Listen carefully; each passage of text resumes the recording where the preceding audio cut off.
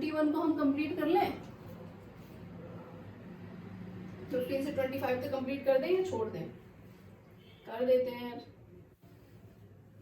अच्छा, अब ये है admission in civil cases relevant cases when relevant, कि सिविल केसेस में जो एडमिशन होते हैं वो कब रेलेवेंट होते हैं। अब ये क्या कहता है कि सिविल केसेस में है ना, कोई भी एडमिशन,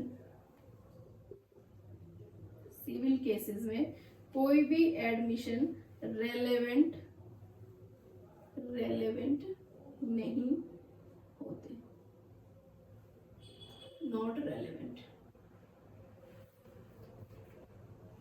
ठीक है, कब तक रेलेवेंट नहीं होंगे? जब तक कि इसका कोई ऐसा एविडेंस नहीं दिया जाता पार्टीज द्वारा, ऐसी परिस्थितियों के अधीन दी गई हो जिनसे जो कोर्ट होता है हमारा, कोर्ट ये एक्सपेक्ट करे कि जो पक्षकार हैं वो परस्पर एग्री हो जाए, उसका साक्ष्य नहीं दिया जाना चाहिए, है ना। वो रेलेवेंट नहीं होते। कब तक? जब तक कि जो पार्टी की, जो किसी भी डिस्प्यूट की जो पार्टी होती है ना, क्या बोल रहा है भाई, इसकी लैंग्वेज से पढ़ते हैं हम, क्या बोलते हैं, in civil cases no admission is relevant if it is made either upon an express condition, जब तक कोई एक एक्सप्रेस कंडीशन नहीं लगा दी जाती that evidence of it is not to be given, कि कोई एविडेंस नहीं दिया जाना है, और under circumstances from which the court can infer that the parties agreed together that evidence of it should not be given, कि जब वो पार्टीज एक साथ एग्री हो जाए कि किसके बारे में कोई भी एविडेंस नहीं दिया जाना है, तब तक ये क्या रेलेवेंट नहीं होगा। ठीक है, समझे क्या?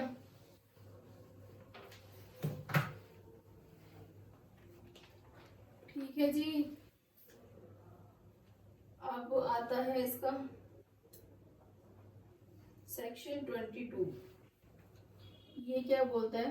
अब आप ये देखो 21 तक तो था हमारा एडमिशन, अब हमें 22, 23 और 24 है ना, ये 3 सेक्शन दे रखे हैं हमें कन्फेशन के। ठीक है, कन्फेशन मैंने आपको समझाया ना, कन्फेशन होता है भैया गिल्ट का एडमिशन। अगर कोई चोरी करके कह दे हाँ भाई मैंने ही चुराया है ये, तो सीधे सीधे कोर्ट मान लेगी ना भैया हाँ ये ही चोर है, क्योंकि वो अपने गिल्ट को क्या कन्फेस कर रहा है। तो सेक्शन 2 क्या कहता है? कन्फेशन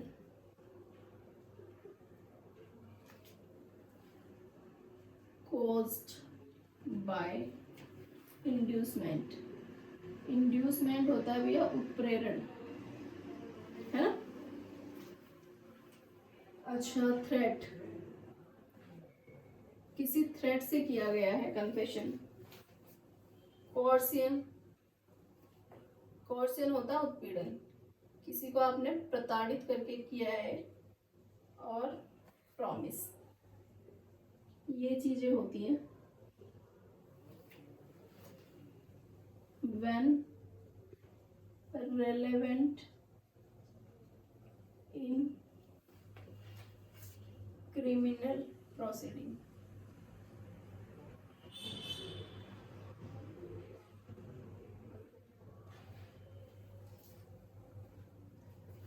देखो क्या होता है भाई, सीधा सा ये बहुत सिंपल इसकी लैंग्वेज है, और सिंपल ही तुम्हें बता रहा है कि कोई भी कन्फेशन है ना जो कॉज्ड है बाय इंड्यूसमेंट, थ्रेट, कोर्सन या प्रॉमिस से, ठीक है, तो वो किसी भी क्रिमिनल प्रोसीडिंग में रेलेवेंट नहीं होगा, इट इज नॉट रेलेवेंट।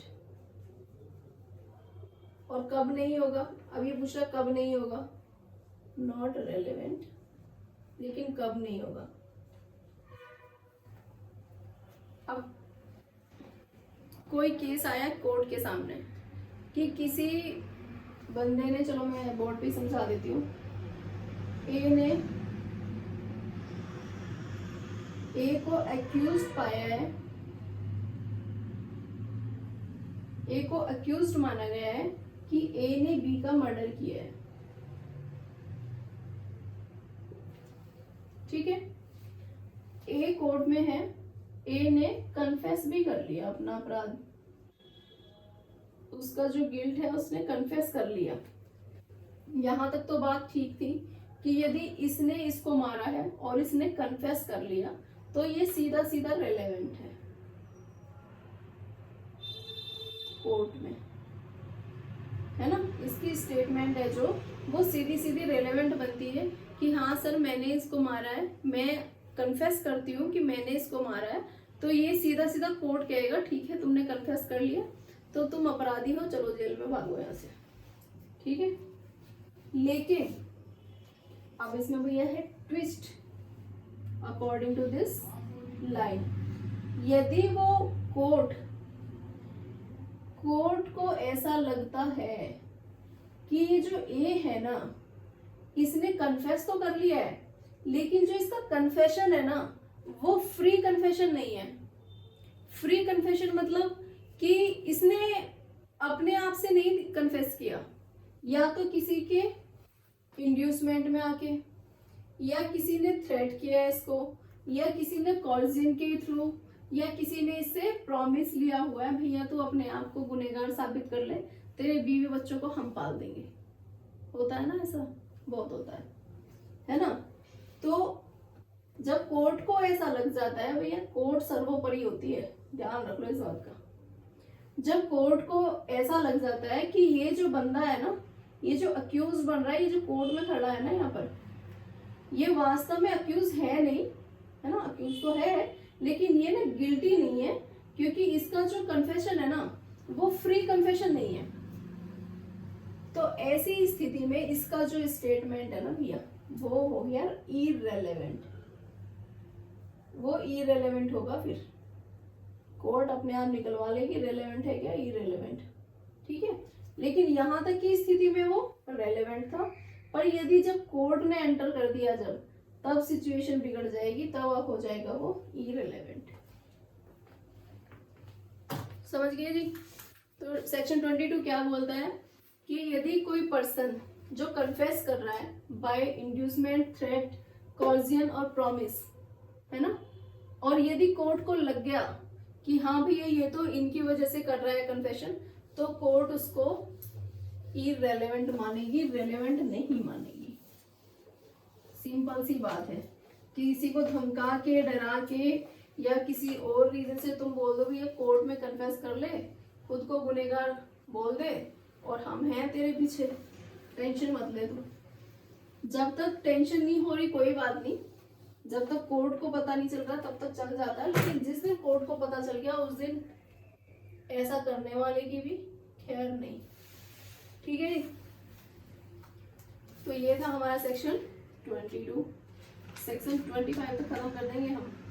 जल्दी जल्दी पढ़ो, तो जल्दी जल्दी पढ़ोगे तो बढ़िया है, फटाफट फिनिश हो जाएगा आपका, है ना।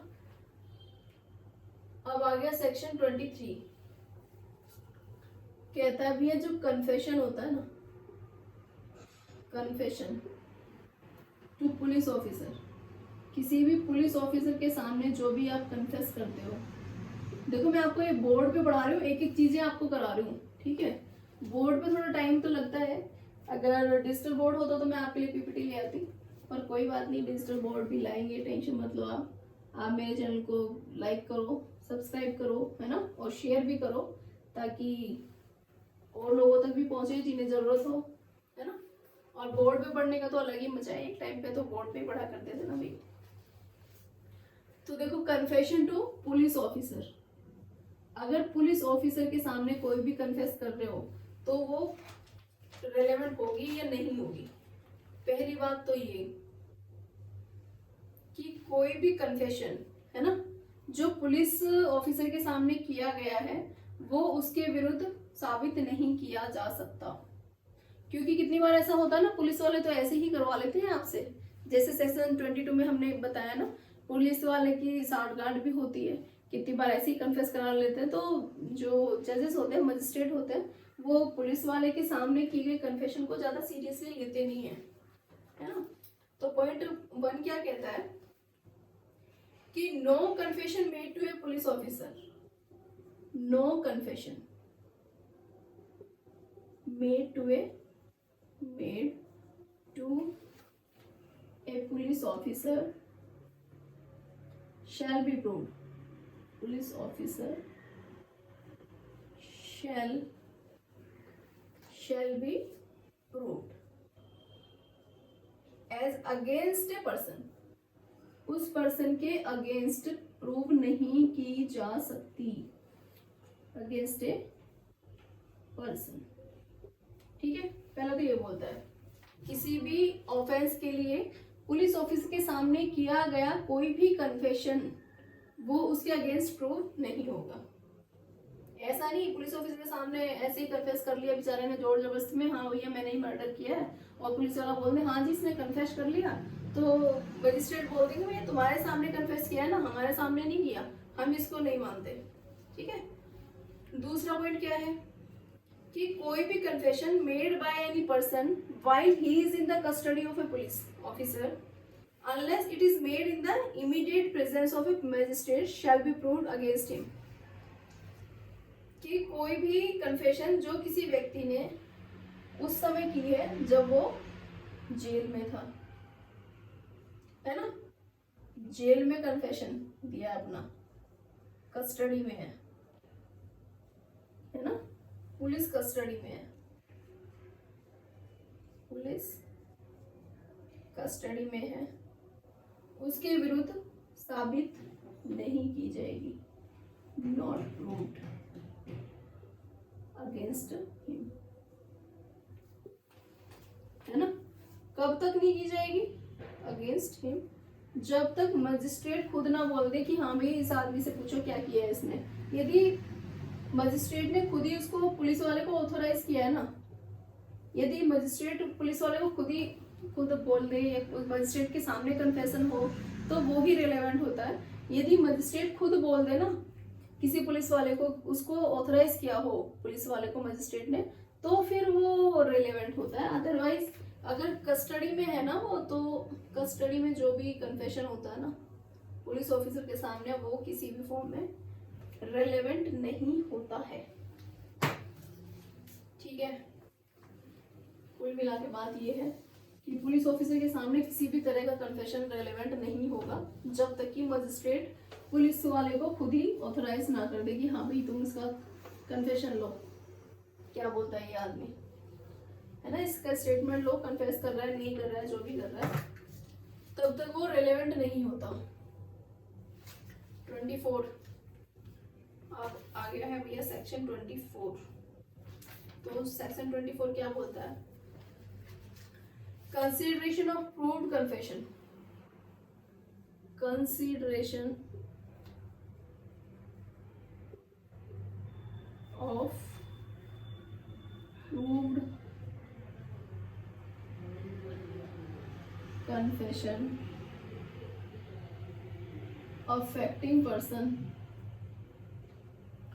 affecting person making it and others jointly under trial for same offenses, same offenses। क्या बोलता है ये कि किसी अपराध को करने वाले, है ना, साबित संस्वीकृति को जो उसे करने वाले व्यक्ति तथा एक ही अपराध के लिए संयुक्त रूप से विचारित अन्य को प्रभावित करती है। ठीक है, अब क्या होता है ए बी, पहले मैं आपको ये समझाती हूँ फिर आपको बताती हूँ। ठीक है, ए बी सी डी ये चारों फ्रेंड्स हैं। ठीक है, अब ये चारों मिलके एक ई पर्सन है, उसको पीट दिया, पकड़ के मारपीट कर दी उससे, ठीक है। अब ए को पुलिस ने कर लिया अरेस्ट,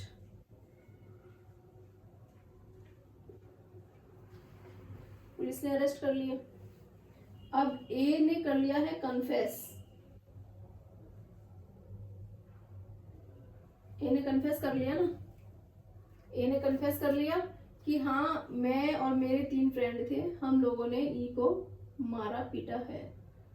तो अब हमारा क्वेश्चन ये है कि क्या इनो ये जो इसके साथ थे, तो इनके पक्ष में भी इसका जो स्टेटमेंट है, इसका जो कन्फेशन है वो रेलेवेंट रहेगा, मतलब ये इनको भी गुनहगार समझ लेगी क्या कोर्ट, है ना, कोर्ट क्या समझेगी।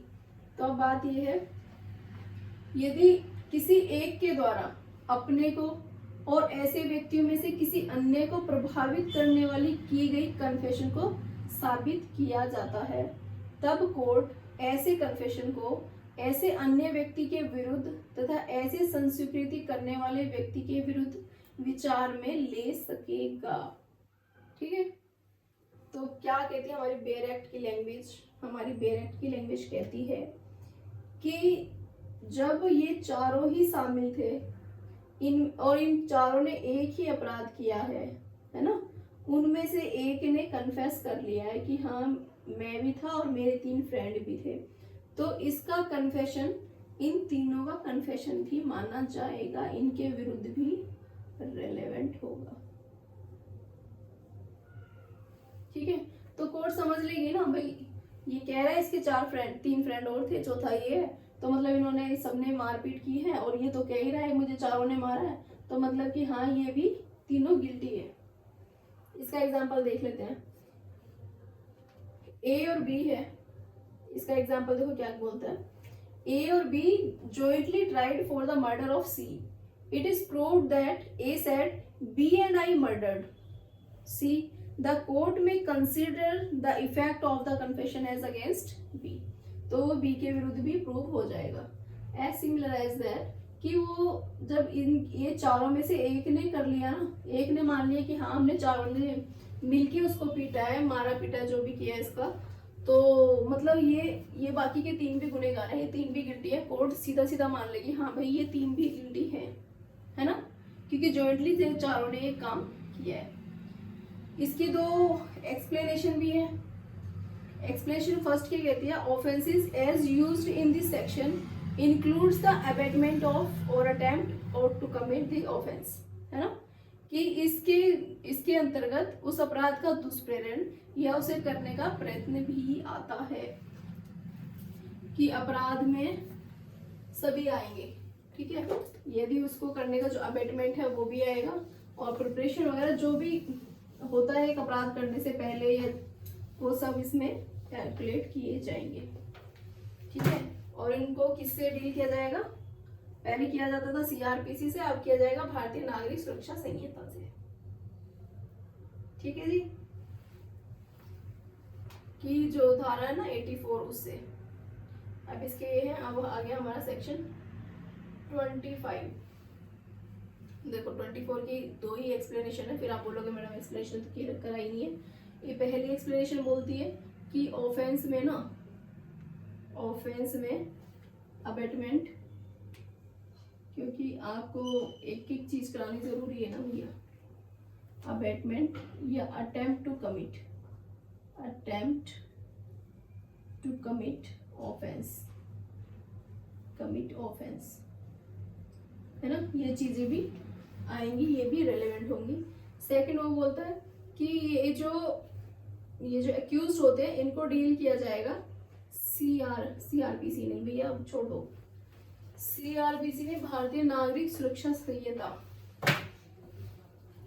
मतलब BNSS 2023 के सेक्शन 84 में ऐसे लोगों के लिए प्रोविजन दिया गया है जो जॉइंटली किसी ऑफेंस को कमिट करते हैं या अटेम्प्ट टू कमिट करते हैं, ठीक है। ये था 24 का हमारा एक्सप्लेनेशन दी गई है। ठीक है भाई, अब आ गया 25 सेक्शन और this is last section of this class. ठीक है, एडमिशन और कन्फेशन का ये खत्म होता है हमारा। पहले कन्फेशन को एक अलग से पार्ट दिया हुआ था, काफी लंबा चौड़ा था, थे 5-7 सेक्शन उसमें, लेकिन अब इनको क्या सबको क्लब कर दिया, ज्वाइंट कर दिया, जो कि एक अच्छी बात है। इतने सारे सेक्शन आपको पढ़ने नहीं पड़ेंगे अब, आपके लिए तो मजे ही मजे हैं, ज्यादा सेक्शन पढ़ने नहीं पड़ेंगे, कम में ही काम चल जाएगा। Admission not conclusive proof but may stop।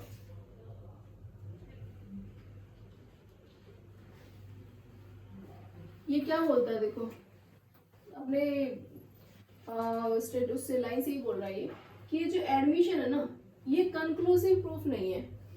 ये तो सबको ही पता है एडमिशन कंक्लूसिव प्रूफ नहीं होता, इससे आगे भी प्रूफ देने पड़ते हैं। सिर्फ एक फैक्ट को एडमिट करने से ही कुछ नहीं होता, फिर आपको आगे एविडेंस भी देने पड़ते हैं प्रूफ करने के लिए, विटनेसेस भी दिखाने पड़ते हैं। तो एडमिशन एक कंक्लूसिव प्रूफ नहीं है, पर हाँ किसी भी प्रोसीडिंग में, कोई भी यदि कोर्ट में प्रोसीडिंग हो चल रही है ना, उस प्रोसीडिंग में सोचने की बात है, वेरी प्रैक्टिकल होकर पढ़ाई करो, है ना, सबसे अच्छा है। देखो अगर मान लो कोई प्रोसीडिंग चल रही है, ठीक, उसमें जाके कोई भी आप एक फैक्ट बोल दो,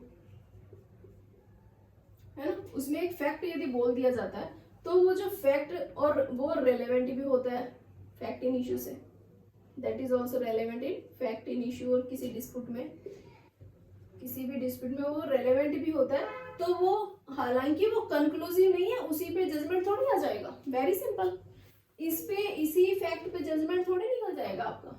ऐसा थोड़ी हो जाएगा कि आपने वो सपोज ए ने बी को मारा, अब सी आके बोल दे कि हाँ ए के हाथ में चाकू था, चाकू से मारा, ठीक, तो अब सिर्फ एक ही फैक्ट देने से थोड़ी ना काम चल जाएगा, तो उसके लिए आपको प्रूफ भी करना पड़ेगा ना, कौन सा चाकू था, कहाँ से चाकू था, चाकू तुम्हारे पास है क्या, चाकू कहाँ से आया, कहाँ वो चाकू है। तो ये कंक्लूसिव प्रूफ तो नहीं है, लेकिन ये प्रोसीडिंग में एक नया मोड ला देता है, एक स्टॉपर का काम करता है ना। स्टॉपर जानते हो, स्टॉपर मतलब विबंधन, विबंधन मतलब रोकथाम, विबंधन मतलब रुकावट कह सकते हो आप, है ना, रुकावट पैदा कर देता है। एक प्रोसीडिंग चल रही थी, आके एक फैक्ट बोल दिया जो कि रेलेवेंट भी लगा कोर्ट को कि हाँ रेलेवेंट है, पर ये इसका मतलब ये नहीं रेलेवेंट है, तो कोर्ट इसी पे जजमेंट दे देगी। क्यों दे देगा भैया, कोर्ट तो भी पूरा छानबीन करके जजमेंट देती है ना। तो अब भले उस पर जजमेंट नहीं आया, भले वो कंक्लूसिव प्रूफ नहीं है, पर वो एक स्टॉपर का काम तो कर दिया उसने, थोड़ा तो रुकावट लगा दी। तो ये चीज है, सेक्शन 25 कहता है एडमिशंस ऑफ फैक्ट्स, है ना, admissions not conclusive proof but may stop, understood. तो ये सेक्शन 25 तक था हमारा एडमिशन प्लस कन्फेशन। मैंने पहले ही बताया आपको, एडमिशन होता है फैक्ट का एडमिशन, किसी फैक्ट को एडमिट करना, और कन्फेशन होता है एडमिशन ऑफ गिल्ट। एडमिट दोनों ही कर रहे हैं, एक्सेप्ट दोनों ही कर रहे हैं चीजों को, लेकिन कन्फेशन में क्या होता है, सामने वाला पर्सन, कोई भी पर्सन अपने जो उसने गिल्ट किया होता है, जो ऑफेंस किया है, उसको एक्सेप्ट करता है, वो क्रिमिनल प्रोसीडिंग में काम कर रहा है। ठीक है, समझ आ गई। तो ये हमारा एडमिशन का वो था पार्ट। ठीक है, अब हमारा जो नेक्स्ट पार्ट होगा वो होगा हमारा विटनेसेस के ऊपर। ठीक है, तो अगर पॉसिबल होगा तो विटनेसेस का भी मैं आपको एक ही बार में करा दूंगी ताकि आपको समझ में आए। तो आज हमने कहाँ तक किया, आज हमने 15 से लेके 25 तक एडमिशन और कन्फेशन, है ना। अब आपके लिए देखो कितना इजी हो गया है, कन्फेशन के बहुत 2-4 सेक्शन ही रह गए, नहीं तो पहले तो अच्छा खासा था कन्फेशन का पार्ट भी। और दोनों ही टॉपिक बहुत अच्छे हैं, प्री में भी और मेंस में भी और एलएलबी में भी। एलएलबी में तो आपको पता पूछे ही जाते हैं, एलएलबी में तो डिफरेंसेस भी पूछे जाते हैं इनके, तो अब आप इनको पढ़िए। ठीक है, अच्छे से पढ़िए। कोई भी प्रॉब्लम हो तो मुझे बताइए, मुझे आप कमेंट बॉक्स में लिखिए, मैं आपकी प्रॉब्लम को सॉल्व भी करूँगी। कोई भी क्वेश्चन है या कोई भी मान लो मुझसे भी फ्लो में कुछ गलती हो जाती है ना, अगर मुझसे भी कुछ हो गया हो तो भी वो आप मुझे कमेंट बॉक्स में बता सकते हैं, तो मैं उसको भी सुधारने की कोशिश करूँगी। इसके अलावा आपको यदि अच्छा लगता है तो मेरे चैनल को लाइक करें, सब्सक्राइब करें और शेयर भी करें। Thank you so much.